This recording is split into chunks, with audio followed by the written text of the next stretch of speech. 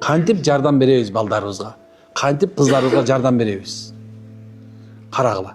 Улуу адамдардын айткандарын карайлы. О уулум, мен сага эң жакшы насаатчымын. Акыйкатта эки насаатчы бар балам. Биринчи насаатчы бул шайтан. Бул дайыма сени туура эмес жолго багыттаганга аракет кылат.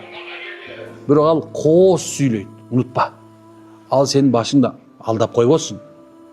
Экинчи уулум, сени мен атаңмын. Мен сага жакшылык каалаган катарында эң биринчи турган адаммын.